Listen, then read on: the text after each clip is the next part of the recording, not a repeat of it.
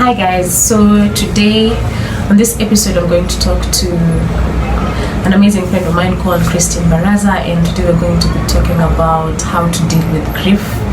So Christine lost her dad some few months back, so I just want us to take us through the grieving process, how she's faring on and how she has been able to deal with the roller coaster of emotions she's been going through so far.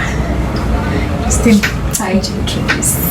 Hi everyone, my name is Christine Baraza. As Zoe'ivy has said, I lost my dad last year, April 25th. Wow, it's hard to talk about it because it's still kind of fresh. Yeah, I haven't healed completely, but it's a step at a time. One step at a time. Yeah.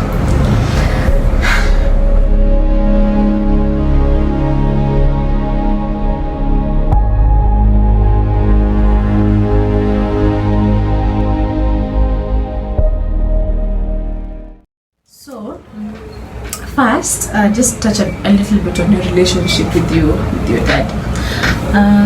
Me and my dad, we were more than friends. I was his mother, yeah.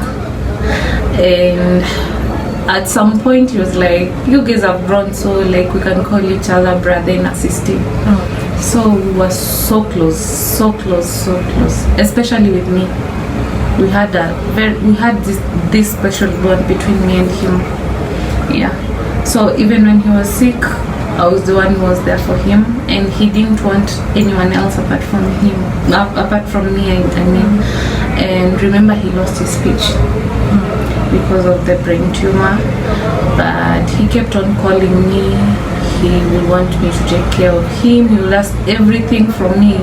Even when the doctor will come to see him, he'll be like, if Christine hasn't said yes, you're not going to inject me. So I had to be there, and I have to tell him like, Dad, acha sasa udungwe sindano, ni time ya sindano, ni time ya dawa, it's time for food, things like that. Yeah. And I had to like sleep with him in the same room. I had to stop everything, my attachment. I just stopped everything. Even my social life was cut off. Hey, now, what is that one thing that made you realize that he was your biggest support system before he became sick? Every time I needed something, or every time I was hurt, or every time I was happy, the only person I thought of was my dad, and I could call him first before I tell anyone else in my life. Yeah. And every time he was sick or anything would happen to him, he would call me first before everyone. So you were like his go-to person. Yeah. So that's how I knew I needed him more than any other person in my life. There's that point when you need someone like to have a relationship, but for me, him was that supporting system to me. Like, he couldn't judge me. I was his daughter. We shared the same blood, and I knew that whenever I had anything that hurt me, he wouldn't judge me, but he would actually give me the right direction. Yeah. Nako emotional. I'm sorry, Manze. Thank you. And at what point did he start becoming sick? It started in 2019 after he had gone for my brother's graduation in Kisii. So after that, he went home to Kitale with my mom, and then he called me and he told me, first it was my mom who called me. She was like, Christine, Dad is sick and he doesn't want to go to the hospital, and you're the only one who can tell him to go to the hospital. Can you kindly call him and tell him to go to the hospital? So I did that, and he was like, I'm not feeling well, it's like I have malaria. And I haven't gone to the hospital. So I was like, go to the hospital. And he was like, where should I go? There's a hospital that's just near our place. It's a Catholic hospital. I was like, go there, and when you're done, tell me the results. So he went there, and then he told me what he was told by the doctor. And then he wasn't still feeling well. Actually, he became worse. So I told him, what you'll do, go and tell them that the medication they've given you is not working. Maybe they should change. So he did that, but things didn't get better. So I recommended for him to come to Nairobi so that we can do some more tests and all that. So when I arrived in Nairobi, he was like, since I've come to Nairobi, you have to go to Kitale and be with mom. I was like, it's okay as long as you go to the hospital, because he's not someone new you can tell to go to the hospital and he agrees. He has to go with his terms. And most of the time he used to take medicine. He will just go to the chemist, buy medicine, and that's it. And he's not someone who will actually depend on someone or sleep when he was sick. If it's malaria, he'll just go to the hospital, come back, eat, and then he'll leave the house and maybe go somewhere. But when I went to Kitale, I went for 2 weeks and then I came back. So when I came back, after something like 3 weeks, I had started my internship. After 3 weeks, he started changing. He would forget things, he would forget his room. So I had to call my small brother. He had frequent headaches. And it wasn't like these other headaches. It used to pain him from behind. So he'll call me at night and he'll be like, I feel like my brain is going to just come out of my head and fall. Yeah, it's too much. I'll give him these painkillers and they wouldn't work. So we had to rush him to the hospital the following day. It was on a Sunday. I called my brother and my brother took my dad to the hospital. And you know, someone like him who depends on himself, it's hard to control him. Yeah. So when they went to the hospital, my brother was like, Dad, amka, utoke hapo, ukae this place. And he moved. To us, it's something big because you couldn't control him. And he moved, he sat in another place. So my brother called me and he was crying. Charles. He was crying, he was like, nimambia dad akae place ingine na akamove. You know, it's not something. He's shocked. Yeah, he's so shocked. Like, how can he even listen to me? Because it's not. My dad was not someone you could control at all. So he came. He left my dad when my dad had been admitted to the hospital. He came home and he was like, "We should go back with you." And I was like, because me, I had already seen the changes and everything. I wasn't that much shocked. I was like, "Yeah, let's go." So we went. He was like, "You've come. Please, I don't want to sit in this hospital anymore. By tomorrow, you people should discharge me." We were like, "Okay." So he sat on Monday, and then we had to discharge him on Tuesday. But the doctors were insisting that we shouldn't discharge him because he wasn't well at all. They were saying he had pressure and diabetes. So since he was insisting, we were told to go with him, but he will go for checkup every day. So we did that. We did that.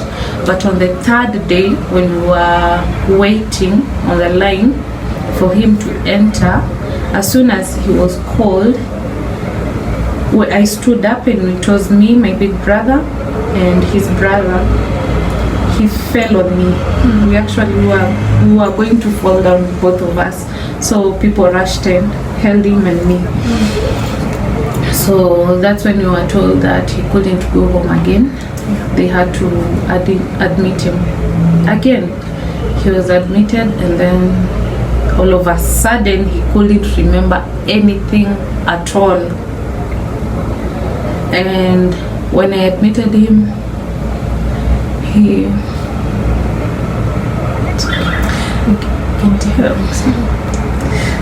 no, it's okay. He told me that it's life, and I was crying, but I couldn't want my mom to know what was going on because she has pressure, and my big brother was also crying. So I gave him lunch, he ate, But he was like, I'm feeling hungry, I haven't eaten anything, so I had to buy for him something again. So I bought for him pudding. He ate the pudding and he was like, when you're given food you have to eat, come we eat. So I ate with him, though I was full. So we ate and we left the hospital because we couldn't sleep with him in the hospital. So after 8 days we were told that we could discharge him. So mom insisted that I should take dad to Kitale. So I asked him if we could go to Kitale. From Eldoret? From Nairobi.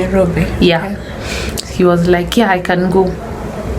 So we left to Kitale. And then when we were in Kitale, he was still having the headaches. And now since he had diabetes and pressure, we were told not to give him sugar. He shouldn't eat white ugali. He shouldn't have bread, a lot of things. So after that, since the headache became more than what it was, we had to go and do a CT scan from Kitale town. So we had to send it to Eldoret before we took my dad there. Okay. So after we took the CT scan there, they called my brother and my big sister. They went there and they were told that he had a brain tumor and he had a very short time to live. But I wasn't told what was going on, since they feared that I couldn't be okay if I knew whatever was going on, you get? Yeah. When the CT scan was taken to Eldoret, after a few days, my small brother and my big brother plus my big sister, they took my dad to Eldoret. I was exempted, but I didn't know why. So I came back to I didn't come back immediately to Nairobi. I was told that he had to undergo an operation, but he didn't have enough blood. And I'm only the only person who shares the same blood with him. That's the funny thing. So I had to go back to the hospital again and donate my blood. So after that, they did an operation that evening. It was successful, but he wasn't that strong to go to the ward, so they had to take him to the ICU for 3 days. After that, he stayed with my sister for like 3 to 4 days. And then my mom was like, since you're the only one who can take good care of him, you should come back. I was here in Nairobi, so I had to go back again. So I went back to Kitale. I didn't go straight to Kitale. I went to Eldoret to check on him and see how he is, so that I can go to Kitale, see my mom, and then go back to Eldoret. So when I went back to Eldoret to see my dad, he was on oxygen already, but he was in a ward. So I asked my sister, why is he on oxygen? And he was struggling to breathe.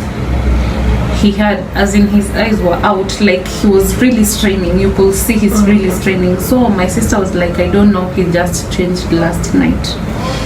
So I was like, are they going to check on him or something? She was like, yeah, I'm just waiting for the doctor.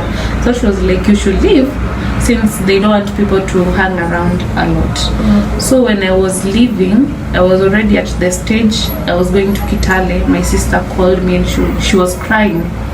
And she was like, Dad is not breathing. And I was like, what do you mean Dad is not breathing? And she was really crying, so I had to rush back. So I rushed back to the hospital. And when I arrived there, they took my dad to the ICU again, and then we had to wait outside for like an hour, and he was on oxygen. So we were told to go home and then we'll come back after he's okay, or if anything happens. So I went home with my sister and I told her not to tell mom, because my mom was already devastated and she was losing weight because of everything that was happening. So no one was actually functioning well between me, my siblings and mom. So we stayed at home for a week, and there was a day I think it was on a Friday, My mom woke up at 4. She prayed and she was crying and she was like, God, you should do something. I really don't want to see my husband in the ICU again. Like, please just do something, you know. And it's like God heard her prayers. And my dad, we were called that same day, and at 12 my mom was called, and the nurse was like, are you Jonas Barasa? And she was like, yeah, I am. Are you the wife to John Barasa? She said yes. And the nurse told her to send someone to come and sit with my dad in the ICU. So I went, and I didn't know that God had given us just 1 month, 2 weeks to be together, to bond. So I went to the hospital, and my dad had a pipe. It's called a GNT, the one that is used to, they feed him through the pipe. GNT, it goes from the nose downwards. Yeah. So he had that pipe and he had the oxygen. So I went to him, I held his hand, and I was like, Dad, it's Christine, nakuja kukaa na wewe. And I was like, thank you for coming. And he was like, yeah, moved the head. Yeah. So they usually hear. Yeah, he was actually outside, out of the ICU. He was in the ward. Remember, my dad had no speech. But if you tell him it's me, he understands. Yeah, he understands. So I stayed with him every day. We were just in the ward, just there. They're treating him every day. And then it reached a point, his health just dropped down. And they told me that they had to put something called a shunt in his head.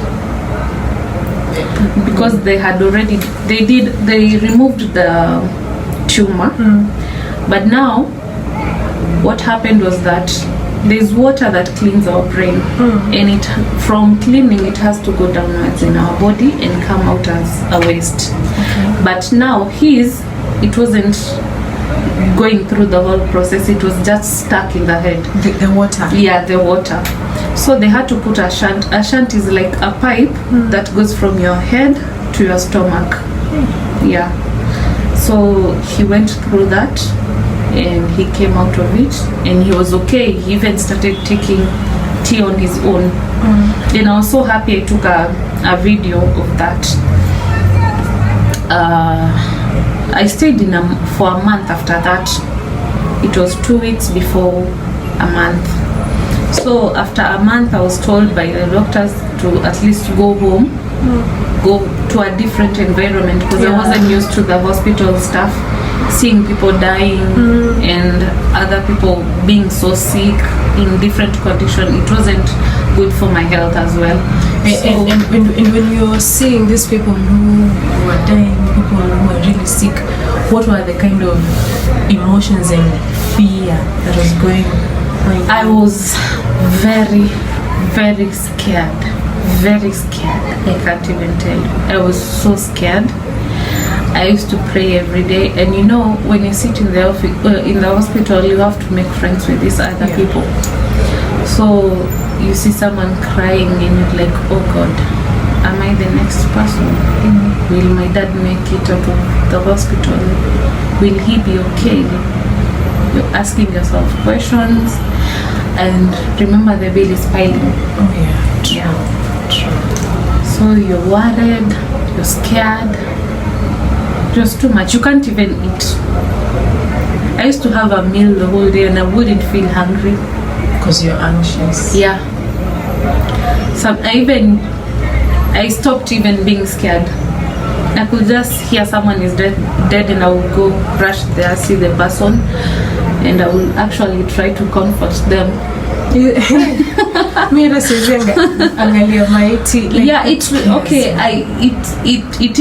really scared.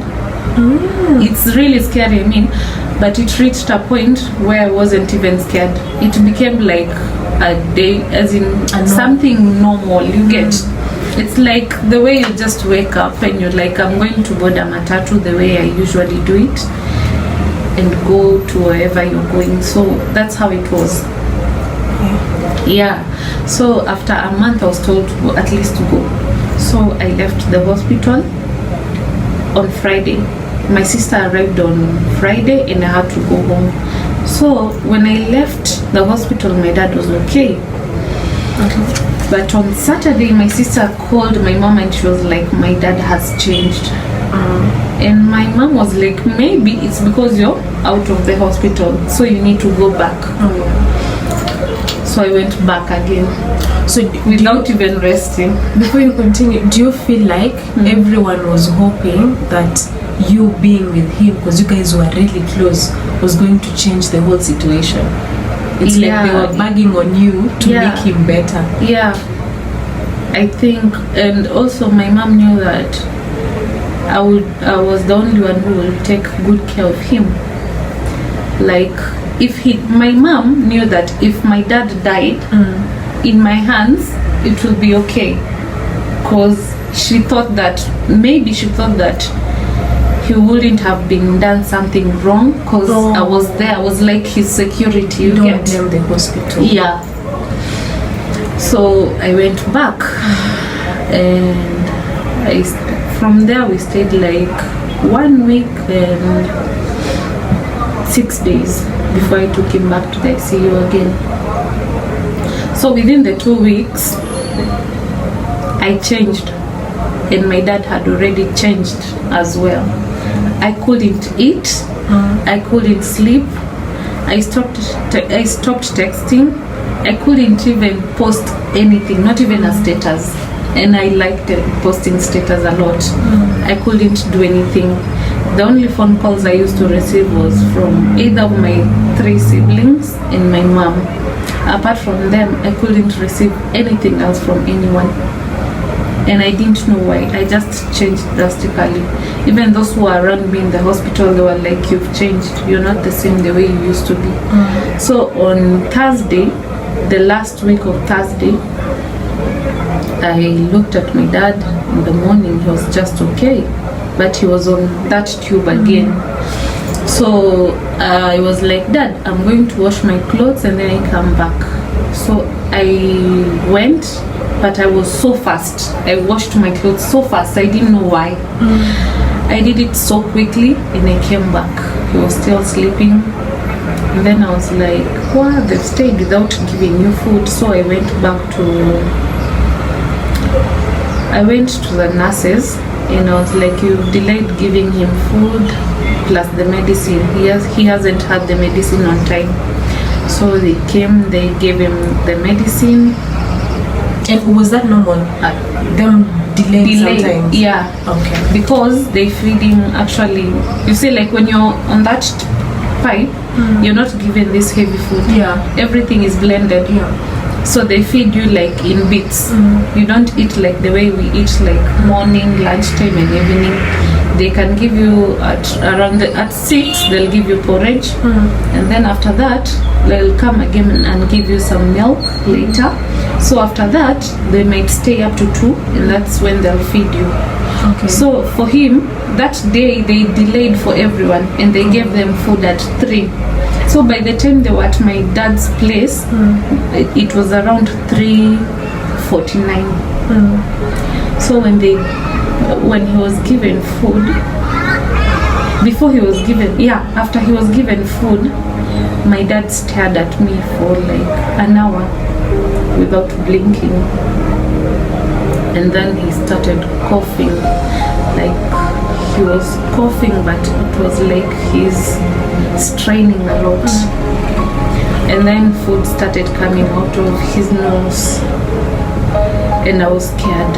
So I rushed and I told the nurses and they came. So there's this machine that they normally bring when you start removing food from your nose and coughing so much. So when they brought that machine, I knew that there's something wrong, because mostly when they use that machine, someone is about to die. it's a high chance that this person is not going to survive. Yeah, because I had already seen it for a month and a week. I knew what was going on whenever I saw someone being placed on that machine. Yeah. So they brought it and they started using that machine. It goes down to the chest. Normally it's like nikikohozi imekaa kwa kifua, so they're trying to pull it out. So they did that for several times and I was crying so much. I was crying. At that moment, I don't know what happened. You were really scared. I was scared, I was confused. And you were fighting to try just think about that fact that he was going. No, I was thinking of if I could give him half of my life, at least to ease the pain that he was going through, because I could see that he was going through so much pain. He's a strong man. He was a strong man, very strong.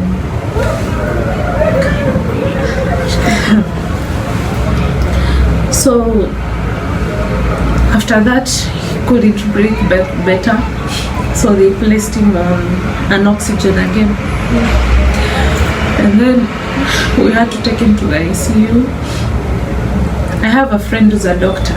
I called him and I told him my dad is not okay, so he told me to send him the CT scan I did, and then he called a friend of his to come to be with me. So he came and he saw my dad. He didn't tell me anything. All that he told me is that I believe in God. Yes, I'm a doctor, but I believe in God. And I can't tell you that your dad is going to die right now because I'm not God. Yeah. But in case of anything that will happen, we just leave it to God. But for you, at that point, you was desperately seeking for answers. Like you wanted to reverse the situation. Yeah, I just wanted my dad to be okay. But the funny thing is that after they placed that oxygen on my dad, they left to go and look for that, I don't know what it's called, that bed that they use while taking someone to the ICU. It has tiles. I don't know what the name. They left me alone with my dad, and I went. Okay, the whole time when I was with my dad in the hospital, I used to either sleep on his chest or his head, and he'll tell me even things that I wouldn't understand, but I will just agree with whatever he was saying. So that day I slept on his chest and I prayed for him, and I told God that if he was going to take my dad, he should do it because he had endured a lot, and he should forgive him for whatever he had done. If there's anything wrong that he had done and he hadn't prayed for forgiveness, he should actually forgive him. And I also told God that if he had to heal my dad, he should heal him completely.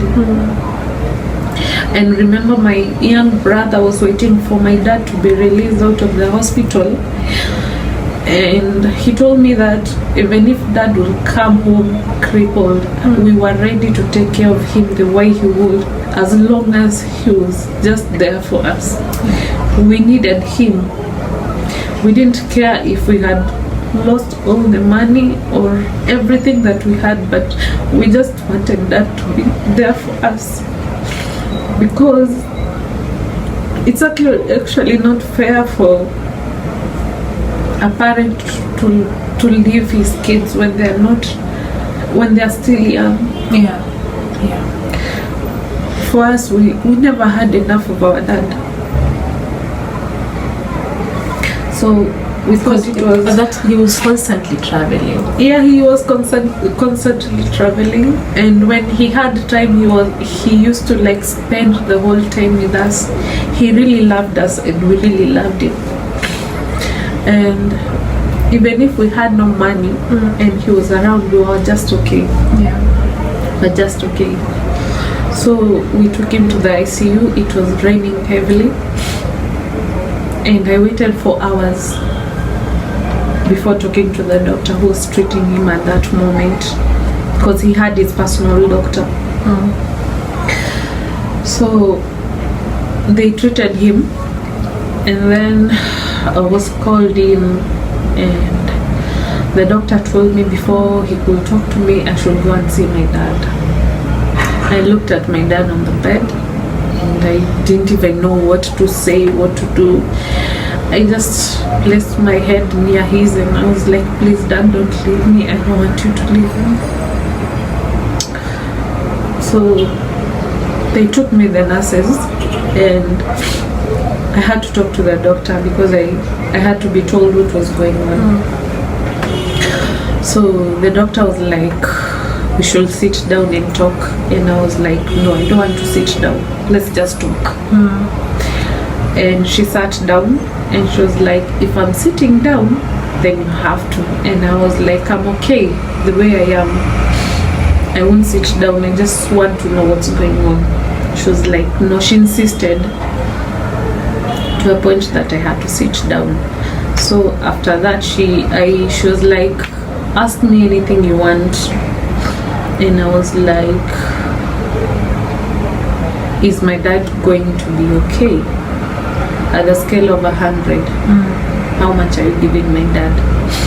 And she was like, 50-50.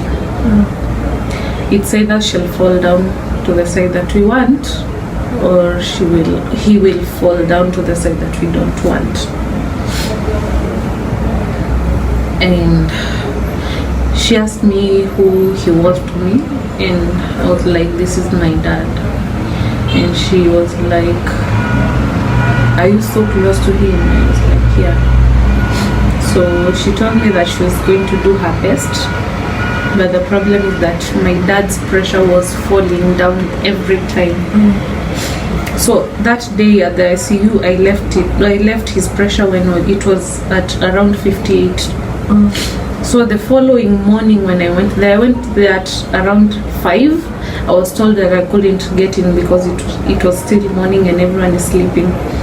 So I went back at 7. And I was told the doctor hasn't arrived. So what they'll do, they'll just let me see my dad. So the only thing that I was doing, I wanted to see if he was alive. That was it. And at that point, we will take a break. We come back with tissue. We're smiling. We have to find a way to smile through this whole situation.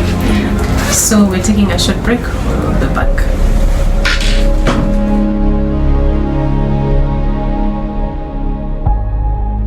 Guys, we're talking to Christine, and she was taking us through the last moments.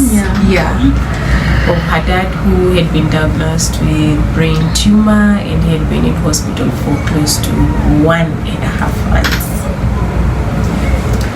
So the following morning, I looked at my dad.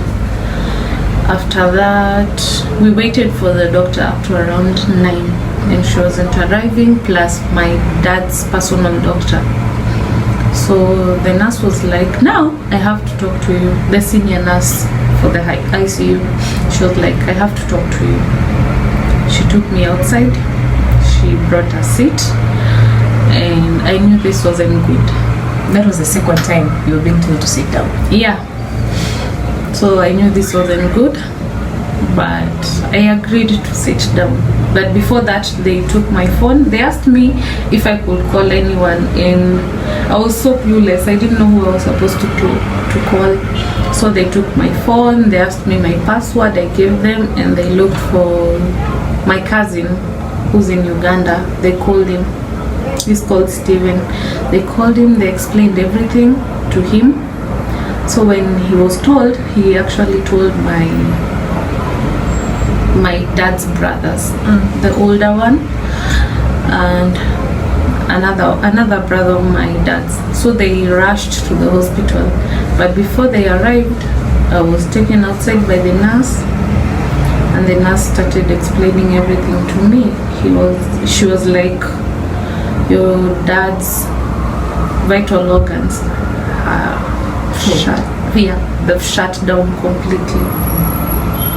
So it's just a matter of time. So it's the brain, the heart, the lungs, and she was trying to counsel me on everything. And she was like, how long have you stayed here? Asking me a lot of questions, and I'm like, I'm not in a position to answer all these questions. I just want to be with my dad. So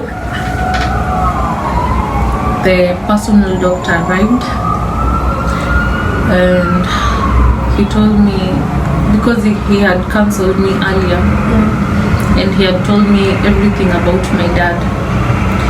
And at first I was like, I had dreams with my dad, and all these things that he had told me to do them, was who will I do them for? You know? Yeah. And now he's leaving. Why is he leaving? Why can't he stay back? But at the same time, I want him to be okay. If him dying will make him okay, then it's okay with me. But at the same time, I still want my dad. You know? So I stayed that day. I was going in and out of the ICU. And they all knew that I was so close to my dad that they just left me to do whatever I wanted with him, because that was the last time I saw my dad alive. So my big sister was called, and she was told to take me home, because I was told it was just a matter of time, because before he leaves. Just breathe. So we're gonna take another group. You sure? Yeah, I am. So my sister arrived. She went and saw my dad. She was in pain. She was also crying, but she was a bit stronger than me. Yeah. So she took me home. We went home. And I was scared to sleep, because I thought maybe if I sleep, he's going to die or something will happen to him, and I'm not there. Remember, I've left my dad at the ICU. I'm now at home. His youngest sister was there too. She was there with mom. So they called my big brother in the morning at around 5:45. That's when my dad died. And since we were not near Eldoret, they had to take it to the mortuary because they needed the space. There was no space in the ICU, so they needed that space. So they asked us first if they could remove my dad's body, because you can't do it without the relatives and the consent. Yeah. So they told us that they needed the bed for someone else who was also in that situation. So we were like, my brother was like, it's okay, you can take him, but I'm sending people to come. So my big sister and his sister went to the hospital. They saw my dad. He was already in the mortuary. So they saw him and then they came back home. So I stayed at home for a while without going to the mortuary. I was scared. I didn't know if I could handle seeing my dad in that state. Yeah. As now, I was scared, and my small brother was also scared. Remember, me and him, we had a very tight relationship with our dad. So he called me and he was like, I can't come. I don't want to see dad dead.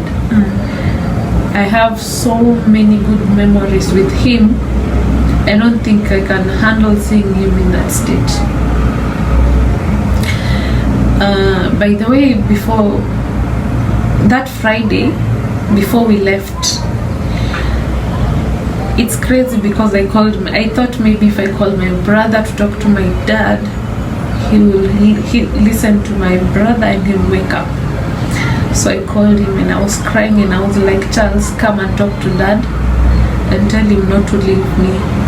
I can't stay without him. Just come and talk to him and tell him not to leave us. We still need him. So he was crying and I was also crying. Remember, I'm in Eldoret, he's in Nairobi, and there's curfew. He can't pass. So when we were at home, around a week or 2 weeks, because everything was now being prepared,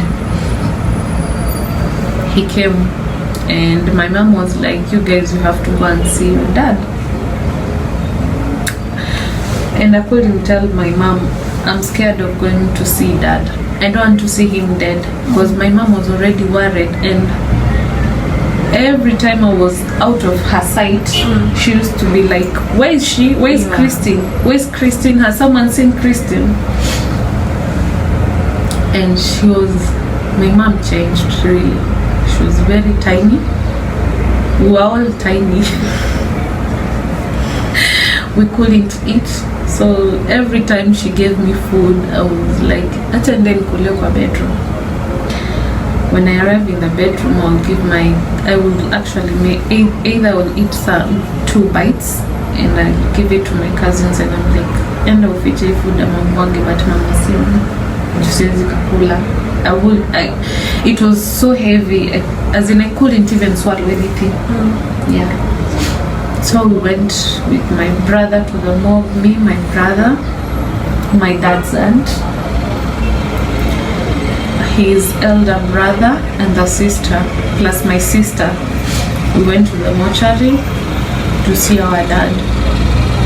And my brother was like, I can't go inside. I don't want to go there. I can't see dad. I want to see him talking, if I have to see him.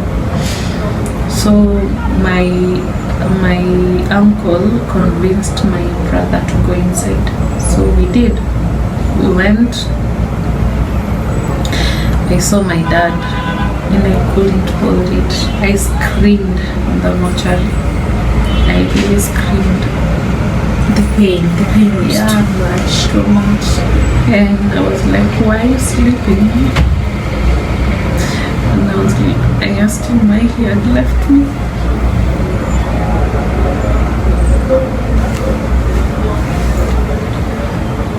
The funny bit is that his auntie was crying, saying that she's the one who's supposed to die because she's old.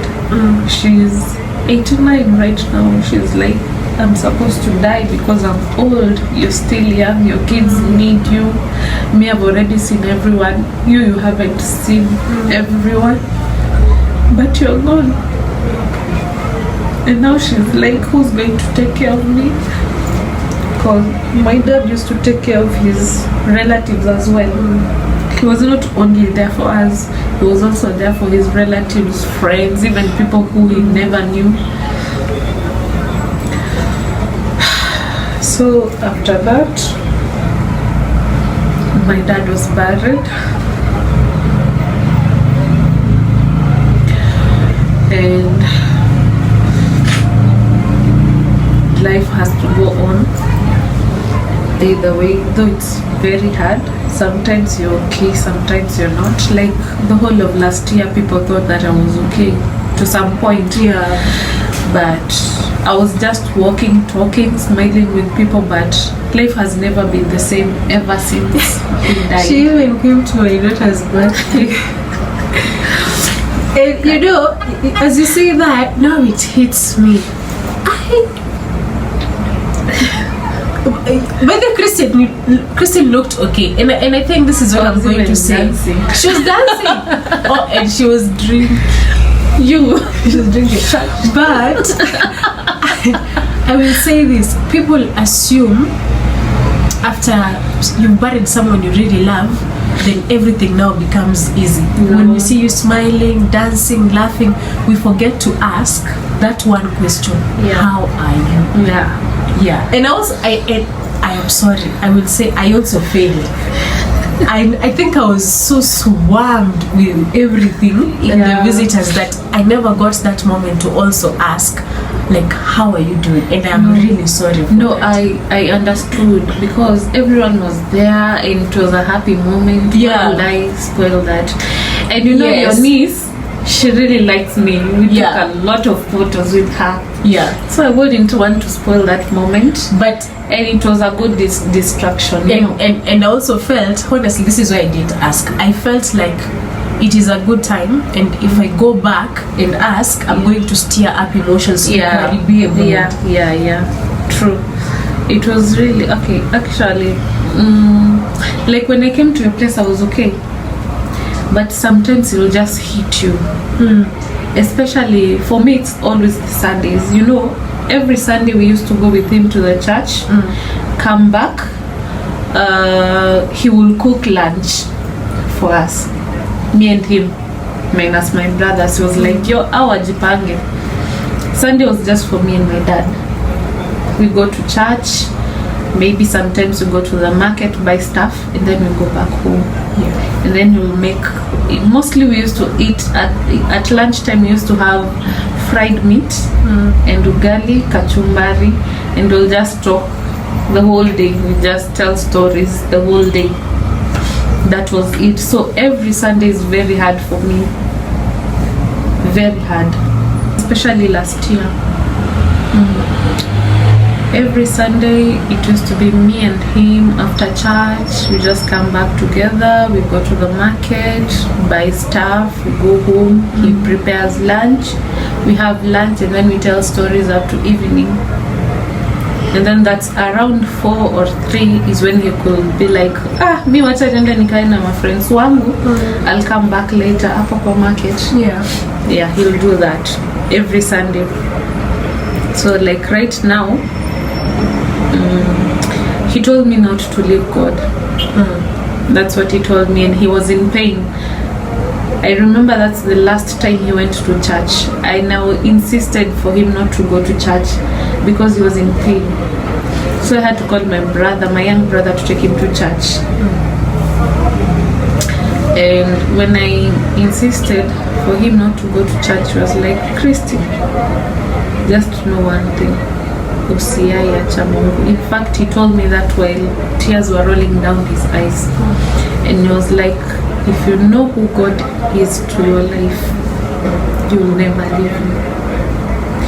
So as much as sometimes I don't feel like going to church, every time I remember what he says, I usually go. I do go to church, not because of him, but I know that he wanted me to have a good life and a good relationship with God. And he also wanted me to set my priorities right and to always be myself. And he was a strict person. Very. So I always try so much to be whatever he wanted me to be. And every time I cry and every time I'm in pain, I always remember that that's not the kind of a person, the daughter he would want to see. He would want me to be happy. He would want me to continue with life from where he left. That actually motivates me to always wake up, do everything that I'm supposed to do, knowing that there is God. Because he always told me in 2019, actually, he sat me and Chalo down, my small brother, and he told us that if one day I'll die, just know that your life is not my life. Your life has to continue because my life would have come to an end. And we're like, we were rubbishing him off because we didn't want to hear him saying he's going to die. Who wants to hear their parents is going to die? Unless you don't like your parent. So we were like, awacha kutuambia hivyo. So when he died, it really hit us. And we were like, wow. It's like he prepared you a year ago. Yeah, he really did. And you know, in 2019, his favorite aunt died that year. And after burying his aunt is when he told us that. So we were like, sawa. And you know, as you say that, there's an auntie of mine who died. I remember my cousin, like our favorite cousin, unajua kuna kwa ule kuzo yani kila mtu anampenda. Yeah. My cousin had died, and there's this thing about Luyas, after the burial unakimbianga na picha kwa boma mkidance security. So you know, my auntie, as we were she was called Margaret, tukizunguka kwa boma na hiyo picha tukidance security, akaniambia me and my cousins, Kamzo, Kamzo, ati usishtuke, next time ni picha yangu mmeinua. And you're like, where kwenda. And I swear to God, 5 months down, there was no other burial. The next burial was hers.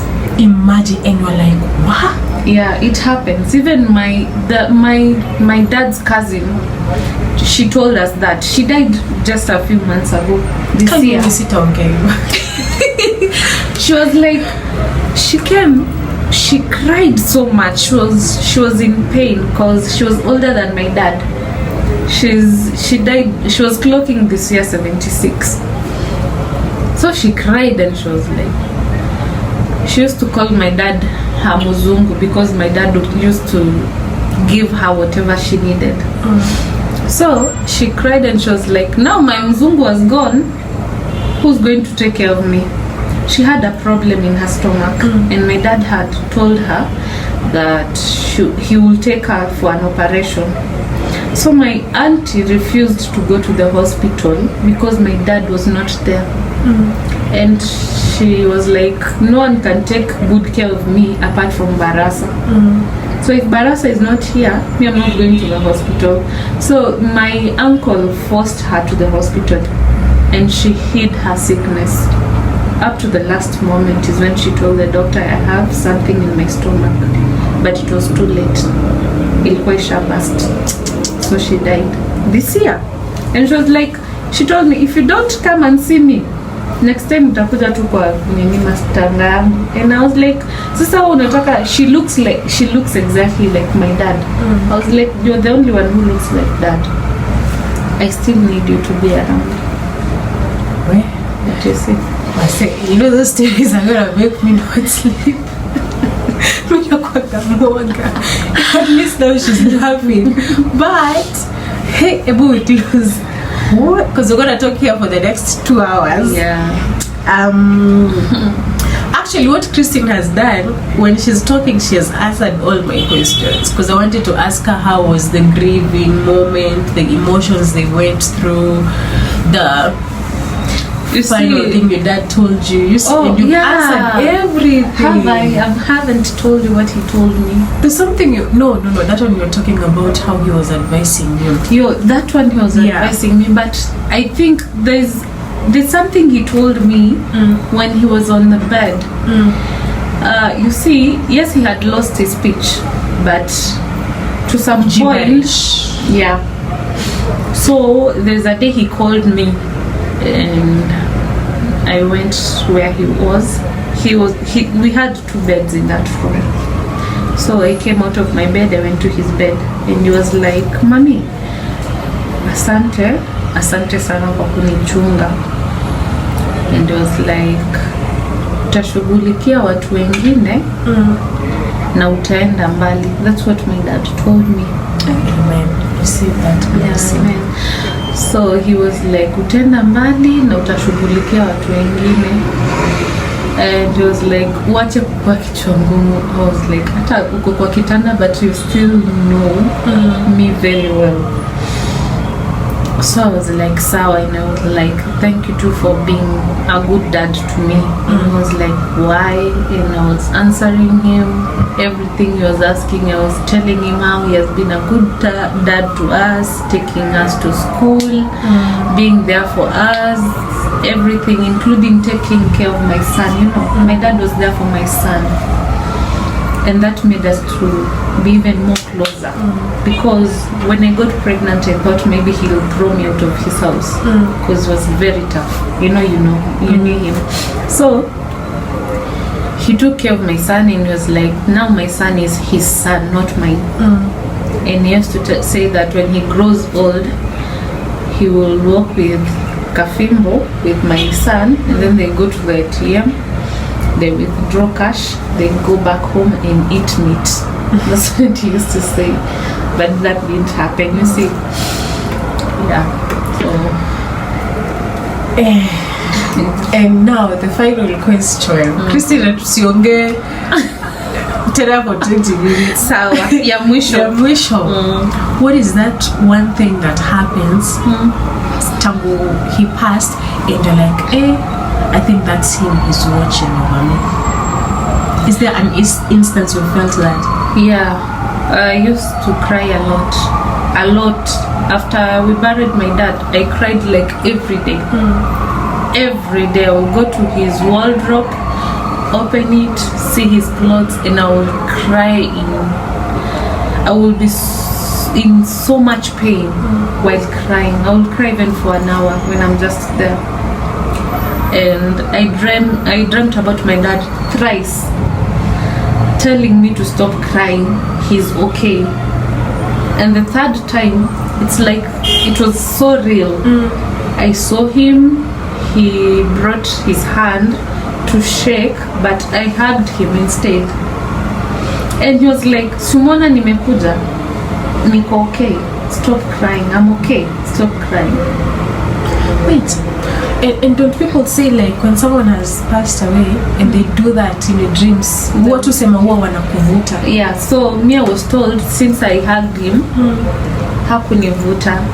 And you know, I was told by the sister, as much as my dad loved me so much, you know, he had principles. He wouldn't want me to follow him right now because I haven't completed whatever I'm supposed to do in this world. And he knows that, and he wouldn't want me to leave this world without fulfilling my purpose. And I think he knows that I'm supposed to take care of his wife, who fell sick this year and refused to go she refused to actually go through an operation before I arrived. My mom. So I had to go back to Kitale again, take her for an operation, make sure she's okay. That's when I came back to Nairobi again. So I think he can't take me. And every time I see my dad in my dreams, he's always far away from me. Yeah. Apart from that one time, he came so close to me and he was like, si umeniona, niko sawa, then stop crying. Yeah.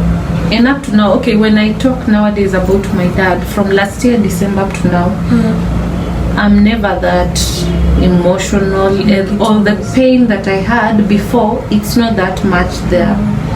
Nowadays I can even stay for 3 months without crying. That's nice. Yeah. So like this year I cried once, last month actually.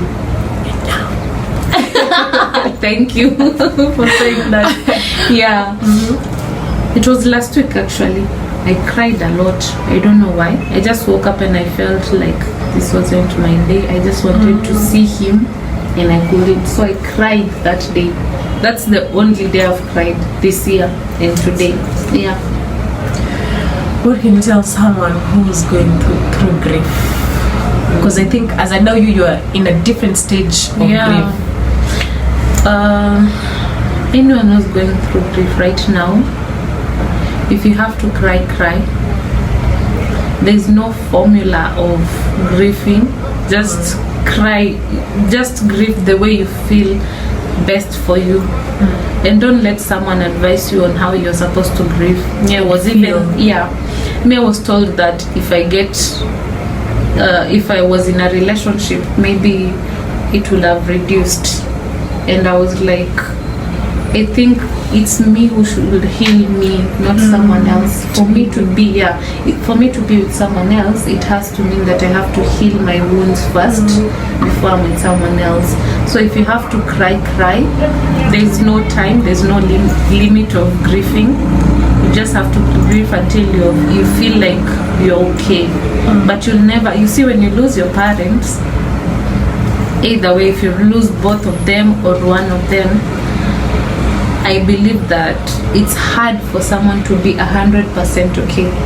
So to all those who are grieving, I'm sorry for the pain, but sorry is never the right word to tell anyone. But since I've gone through it, I think I'm speaking it from the bottom of my heart. And you should grieve. You should let the pain out. Never think that suicide is the way out. No, it isn't. If you're a Christian, go pray. Find someone you can talk to. If you're a Muslim, you know also where to go. But most importantly, don't let it in. Let it out. That's the way. Guys, this was Christine's story. Maybe I've been touched, and what I've learned is grieve, cry if you have to, feel the pain. Do not try to bottle up your emotions, because it's gonna get worse if you keep on avoiding to feel what you're supposed to feel at that particular point. And so thank you for watching. I am Zoe'ivy Lutili, Christine Nekesa Baraza. And ciao. Keep warm. Bye. Bye.